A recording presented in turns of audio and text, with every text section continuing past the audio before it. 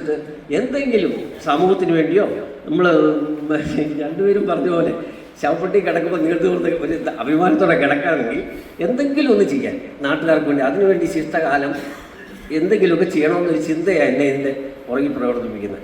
അല്ല, എനിക്ക് രാഷ്ട്രീയം എന്ന് പറയുന്നതേ ദേഷ്യമുള്ള സംഭവം.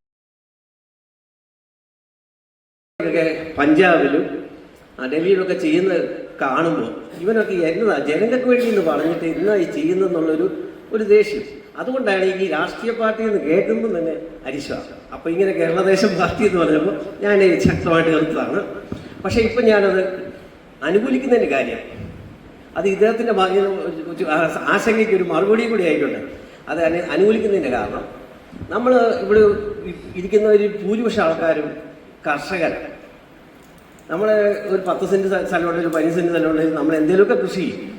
ഇപ്പോൾ ഈ ചന്ദന കൃഷി വ്യാപകമായിട്ട് വരുന്നുണ്ട്. നമ്മൾ ഈ ചന്ദനം നമ്മുടെ പുരയിടത്തിൽ വെച്ചാൽ ഈ ചന്ദനം മരം ഒറ്റയ്ക്ക് വെച്ചാൽ ചന്ദനം വളരുകയില്ല.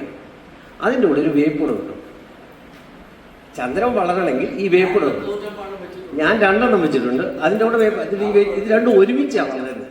ഈ വേപ്പിൻ്റെ വേരെയെന്ന ചന്ദനത്തിൻ്റെ ഇത് എടുക്കുന്നത്. ഇത് മനസ്സിലാക്കേണ്ട ഒരു കാര്യമാണ്. എന്ന് പറഞ്ഞ പോലെ നമ്മുടെ OIOP ഞാൻ 4-5 വർഷമായിട്ട് OIOPക്ക് വേണ്ടി സമയവും കളയുന്നുണ്ട്, സാമ്പത്തികം കളയുന്നതൊക്കെ ഉണ്ട്. പക്ഷേ വളരുന്നില്ല. അതിങ്ങനെ നിൽക്കുക. അതിന് ഒരു കേരളദേശം പാർട്ടി കൂടിയേ തീരൂ എന്നുള്ളത് ബോധ്യമായി. അതുകൊണ്ടാണ് പിന്നെ അതിനെ നിയന്ത്രിക്കുന്ന ആൾക്കാർ അവരുടെ കൂടെ അവരിത് എവിടെയെങ്കിലും കൊണ്ട് എത്തിക്കും എന്നുള്ളൊരു വിശ്വാസം എനിക്കുണ്ടായി. അതൊക്കെ കൊണ്ടാണ് ഞാൻ ഇതിനകത്ത് ജോസഫിൻ്റെ ആശങ്ക പിടികിട്ടിയോ. നമ്മുടെ OIOP വളരണമെങ്കിൽ നമുക്കൊരു രാഷ്ട്രീയ പാർട്ടി കൂടിയേ തീരൂ. 140 MLA-മാർക്കും MP-മാർക്കും ഒക്കെ നമ്മൾ മാറി മാറി നിവേദനം രേഖാമൂലം കൊടുത്തിട്ടുണ്ട്. അവർ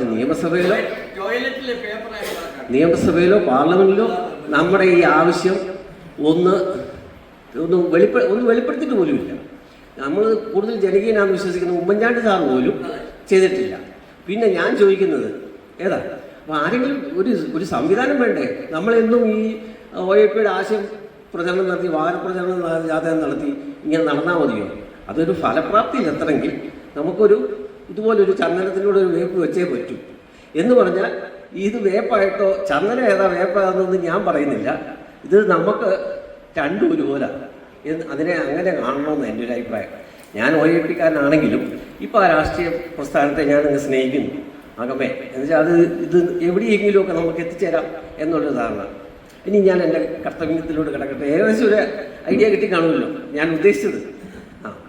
വേറൊന്നുമല്ല, ഇവിടെ ഇന്ന് വന്ന് ചേർന്ന് എല്ലാവർക്കും ഒറ്റ വാക്കിൽ ഞാൻ കൃതജ്ഞത പറയാം. എന്നാ സമയം ഒത്തിരി ലേറ്റായി, എല്ലാവർക്കും പോകണ്ട, അവരൊക്കെ ദൂരസ്ഥലത്തു നിന്ന് വന്നവരാണ്.